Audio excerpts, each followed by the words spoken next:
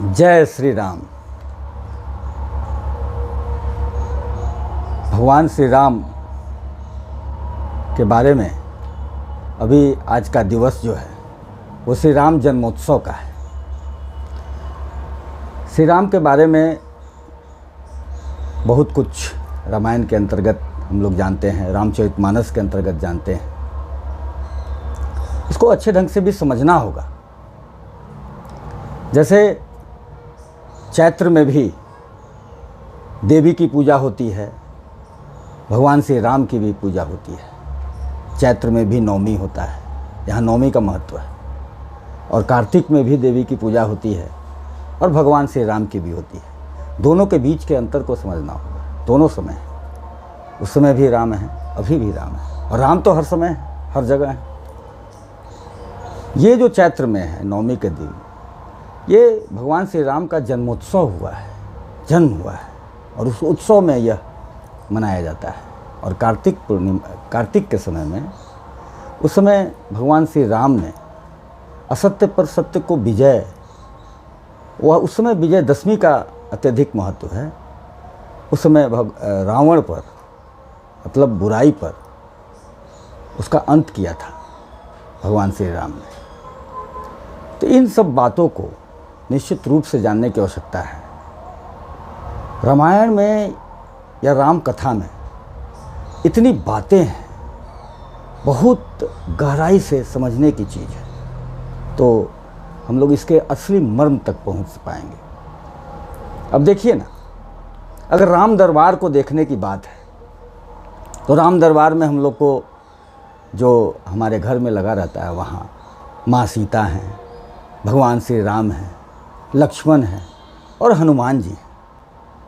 अब हनुमान जी की बात करते हैं तो हनुमान जी से अगर ज्ञान लेने की बात कहें तो संपूर्ण रामायण में तो बहुत सारी बातें मिलेंगी।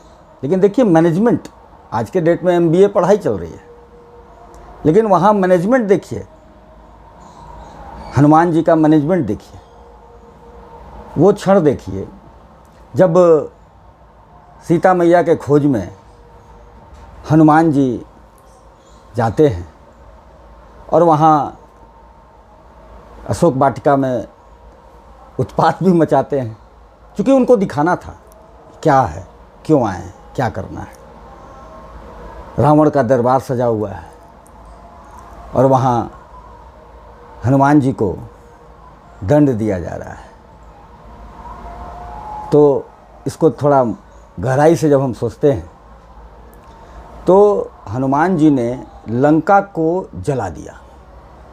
सोने की लंका थी, उसको जला दिया। मतलब उनकी कार्यसिद्धि, वो वही करने गए थे माँ सीता को खोजने के बाद। रावण को अपनी उपस्थिति, भगवान श्री राम की उपस्थिति दर्शाने गए थे, इसके लिए लंका जलाया। अब उसके पीछे का देखिए कि बिना किसी इन्वेस्टमेंट के अपनी कार्यसिद्धि करना, आजकल का जो MBA है वो हम लोग को रामायण में देखने को मिलता है। हनुमान जी की बात करें तो उनके पूंछ में जो कपड़ा लपेटा गया वो किसका था? रावण का था। उस कपड़े को लपेटने के बाद जब पूंछ जलाई गई तो उस समय ऑयल होगा, घी होगा, वो किसका था? रावण का था। उसको जलाने में, अब अभी तो माचिस आता है, लाइटर आता है, बहुत चीज़ है, लेकिन उस समय भी जलाने में जो वस्तु इस्तेमाल की जाती होंगी वो किसका था? वो भी रावण का था। मतलब कि हर चीज़ का प्रयोग हनुमान जी ने रावण के सामानों का किया, और अपनी कार्यसिद्धि, लंका जली किसकी? तो रावण की। तो यहाँ से हम लोग को मैनेजमेंट हम लोग सीख सकते हैं कि हनुमान जी किस प्रकार मैनेजमेंट करते थे। मैनेजमेंट आज के समय में जो आधुनिक में हम लोग कहते हैं, वो सब चीज़ उस समय के रामायण कथा में, राम कथा में हम लोग को देखने को मिलता है। उनसे कब बड़ा होना है, कब छोटा होना है, ये सब भी सीख सकते हैं। अब देखिए ना, जब सीता मैया की खोज में समुद्र को लांघ रहे थे तो उस समय बड़े विकराल, बड़े स्वरूप का आवश्यकता था। तो हनुमान जी कितने बड़े हो गए, और जहाँ पर किसी का उद्धार करना था। अब जानते हैं कि समुद्र के बीच में एक श्रापित देवी थी, जिसके मुंह से ही गुजर कर जाना रहता था। तो उस मुंह को वहाँ पर हनुमान जी उस मुंह में सूक्ष्म रूप लेकर के चले गए। कहने का मतलब ये है कि कितना भी शक्तिशाली आप हैं, ये गुण भी हम लोग को रामायण से, रामकथा से मिलता है, हनुमान जी के द्वारा। शक्तिशाली हैं तो उसका दिखावा समय पर करें, उसकी जहाँ आवश्यकता है, और जहाँ किसी को सम्मान देने की बात है, किसी के साथ उद्धार करने की बात है, अच्छे व्यवहार की बात है, आज के समय की बात मैं बोल रहा हूँ, इसको आत्मसात करने की आवश्यकता है, वहाँ पर अपना सूक्ष्म रूप आपको दिखाने की आवश्यकता है। सीता मैया की खोज करना है तो हनुमान जी बहुत बड़े हो गए और एक बार में ही लांघ लिए पूरे उस 100 योजन समुद्र को। उस बीच में बहुत सारी बाधाएं आईं, उसको कितने अच्छे ढंग से निकाले। उसी क्रम में मुंह में जाना था तो वहाँ अपना सूक्ष्म रूप दिखा करके और वापस आए और वो श्राप मुक्त हुई वो। अब देखिए ना, मैं बार बार इसलिए कहता हूँ कि राम का नाम जो है उसमें राम से ज़्यादा शक्ति है। अब इसको किस प्रकार हम लोग समझ सकते हैं, ये देखा जाए। राम के नाम में राम से ज़्यादा शक्ति है। हनुमान जी का ही अगर उदाहरण लें हम लोग, तो जितनी भी कार्य हनुमान जी ने किया, बड़े बड़े कार्य करते सब कुछ स्वयं थे, लेकिन कहते क्या थे, श्रेय किसको देते थे, तो भगवान श्री राम को। संजीवनी बूटी जब लक्ष्मण जी मूर्छित हो गए, उस समय संजीवनी बूटी की आवश्यकता पड़ी, तो उतना बड़ा पहाड़, और वो पहाड़ भी आसानी से ले करके चले आए, सारा श्रेय भगवान श्री राम को दे दिया। करते स्वयं थे, लेकिन श्रेय देने की बात है, क्योंकि वही कार्य वो अपने सारे कार्यों को करने से पहले भगवान श्री राम का नाम लेकर के करते थे। और भगवान श्री राम का नाम लिया तो लंका भी जली, समुद्र भी लांघ गए, और संजीवनी बूटी को लाने के लिए पूरा पहाड़ भी इतना हल्का हो गया कि उसको हाथ पर लेकर के चले आए। इस तरीके से बहुत सारे उदाहरण हैं।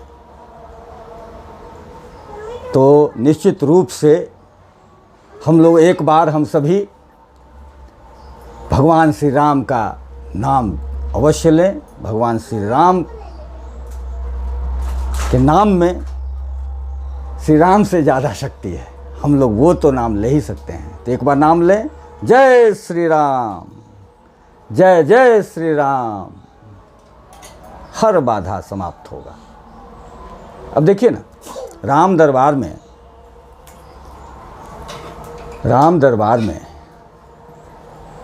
सीता मैया, लक्ष्मण जी, क्या उदाहरण है।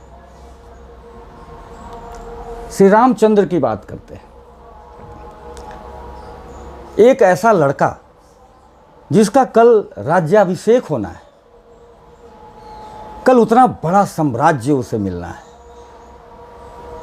राजसी सुख, लेकिन पिता ने वादा किया था, वचन दिया था, उस वचन की पूर्ति के लिए पिता ने कहा भी नहीं, लेकिन उस वचन की, पिता के वचन की पूर्ति के लिए वो लड़का 14 वर्ष के वनवास में चला गया। कल राज्याभिषेक करना है और आज वनवासी के भेष में जंगल की ओर। तो वो तो खैर बहुत बड़ा प्रयोजन था, लेकिन उस लड़के के पॉइंट ऑफ व्यू से सोचिए, आज के समय में भाई भाई में बंटवारा हो रहा है तो कितना लड़ाई हो जाता है।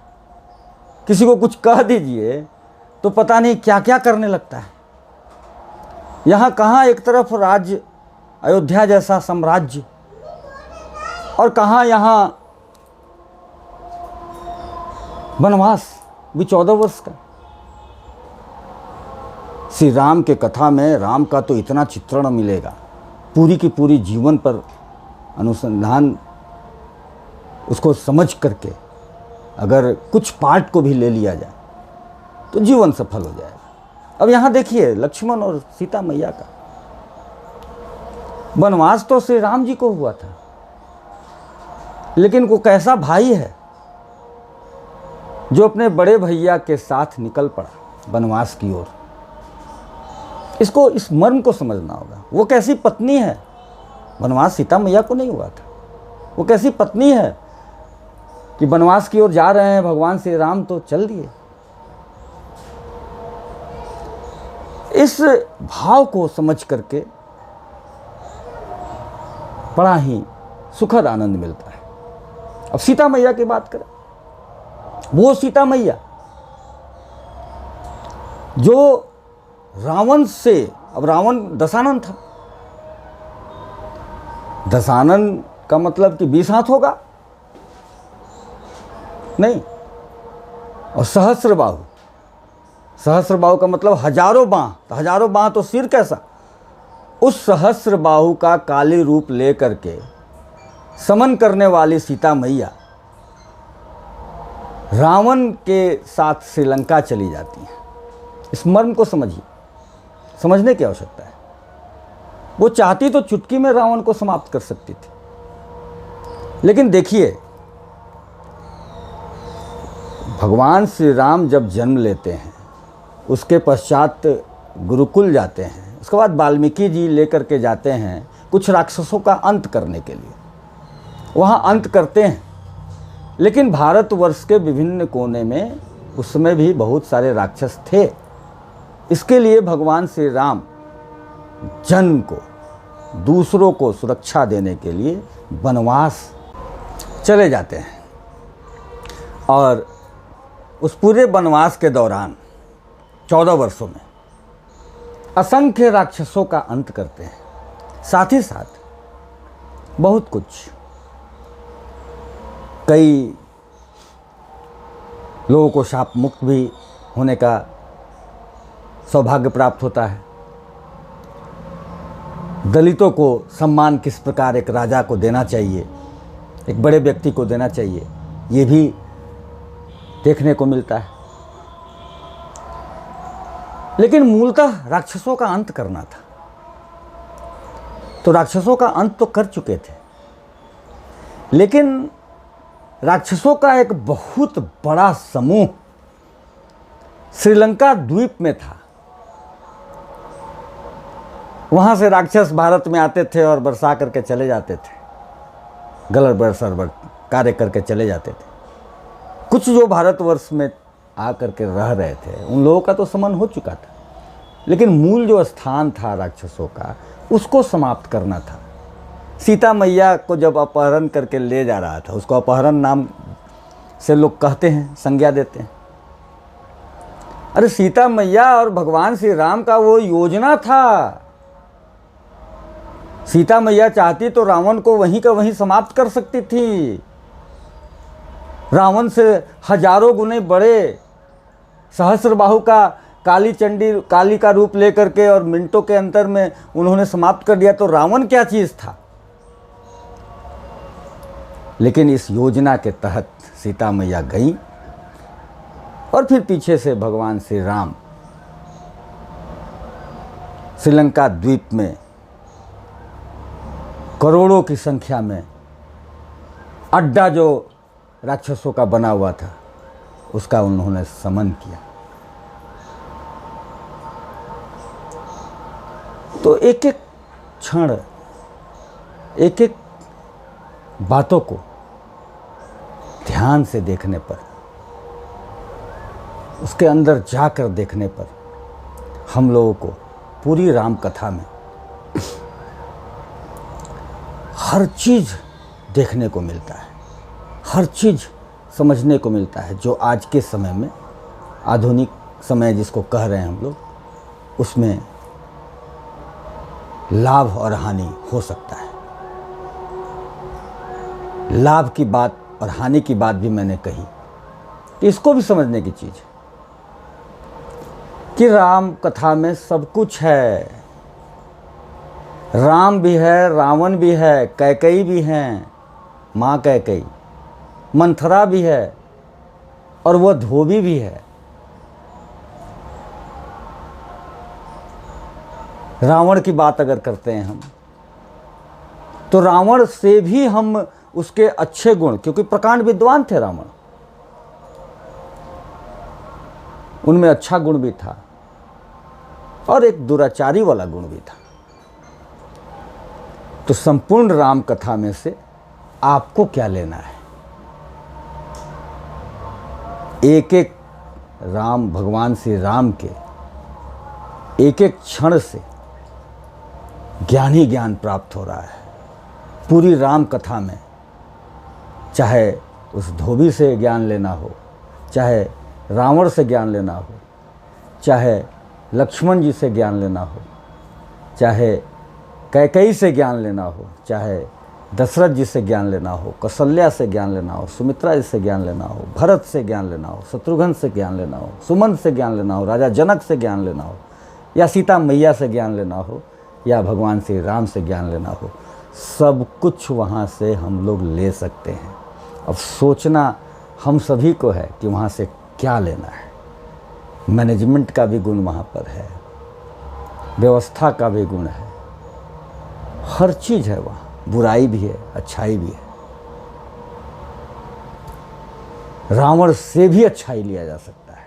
प्रकांड विद्वान थे, चिकित्सा विज्ञान के भी बहुत बड़े ज्ञानी थे। तो पूरी की पूरी राम कथा ज्ञानवर्धक है। अब हमें सोचना है, हमें जानना है, हमें देखना है कि हम उसमें से क्या लें। ये तो कुछ क्षण मैंने बताया भगवान श्री राम के विभिन्न दृश्यों में से कुछ दृश्य को यहाँ प्रदर्शित करने का मैंने कार्य किया है। पूरा का पूरा जीवन उनका अतुलनीय है। वहाँ से अच्छा ज्ञान लेकर के हम लोग अपने जीवन को अच्छा बनाएं। बहुत बहुत धन्यवाद। जय श्री राम।